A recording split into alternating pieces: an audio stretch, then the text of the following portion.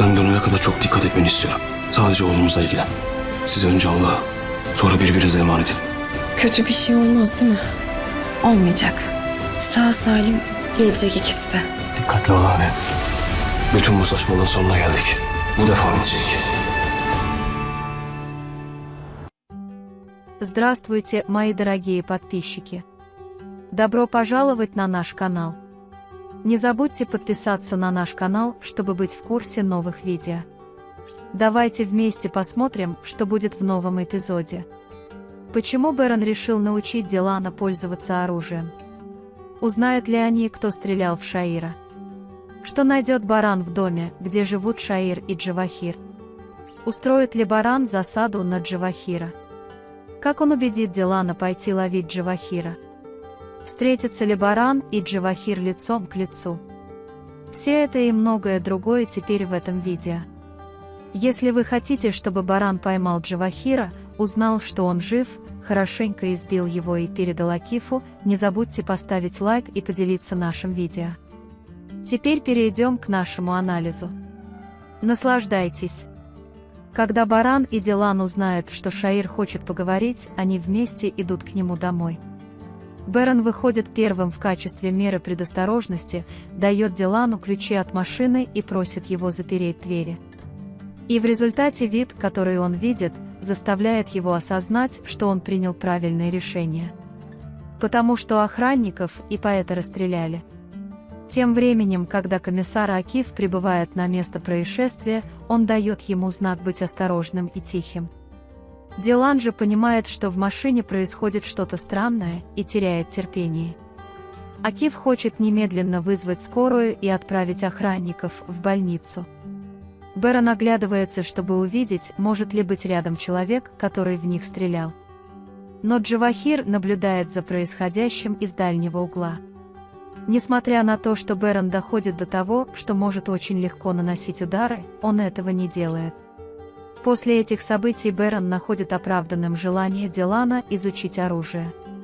Он сразу готовится к этому и приступает к преподаванию. Дилан очень успешный студент и сразу же приступит к работе.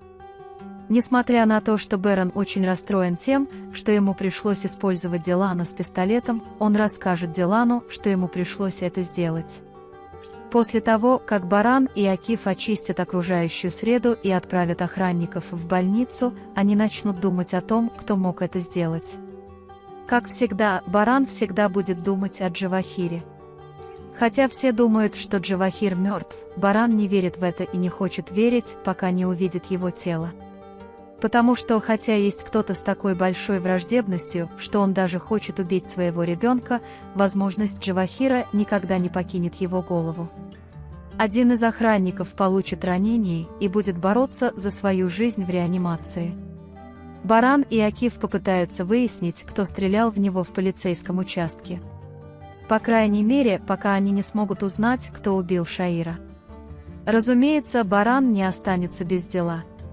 Он отправится в дом, где живет Шаир, так же, как оставит Дилана в особняке. Ведь Баран придет изо всех сил только потому, что думает, что он живет один. Когда он оглянется вокруг, чтобы посмотреть, что он может найти, он обнаружит оружие, спрятанное в подушке. Тогда он поймет, что некоторые вещи в доме использовались недавно, и в его голове возникнут вопросы, кто ими пользовался, пока поэт какое-то время был со мной. В этой связи он ночью выйдет из дома, думая совершить набег на этот дом. Баран сначала поговорит со своим отцом и братом Фератом о засаде на дом. Затем он придет к Дилану и сообщит ему обо всем, как и обещал, и расскажет о своем плане. Конечно, Дилан рефлекторно сразу скажет «нет». Но Баран его успокоит и убедит, что ничего не произойдет, сказав, что если мы этого не сделаем, то не сможем избавиться от этих неприятностей. Несмотря на то, что Дилан не хочет отсылать Барана, в результате разговора между ними она в этом убедится. Баран возьмет с собой Ферата и отправится совершить набег на дом. Джавахир с подозрением отнесется к голосам, которые слышит, и попытается сбежать из дома. Он следует по шагам, которые слышит в Баране, и бродит по дому, чувствуя, что собирается куда-то уйти в любой момент. Джавахир тихо убежит из дома, подложив что-нибудь, чтобы его отвлечь. Ферат, который ждал в машине, пока он убегал, увидит его и побежит за ним, но не сможет его поймать. Как видите, на этот раз поймать Джавахира и узнать, что он жив, им не удастся. Как вы думаете, сможет ли Джавахир больше оставаться в этом доме? Будет ли Хасан продолжать помогать Джавахиру? Отношения Цеврии и Джевдета приближаются к разводу. Да, дорогие мои подписчики, буду рад, если вы поделитесь с нами своим мнением и мыслями по поводу этого эпизода в комментариях. На данный момент мы подошли к концу нашего анализа. Вы можете поделиться своим ценным мнением в разделе комментариев. Не забудьте подписаться и включить уведомления, чтобы видеть больше видео.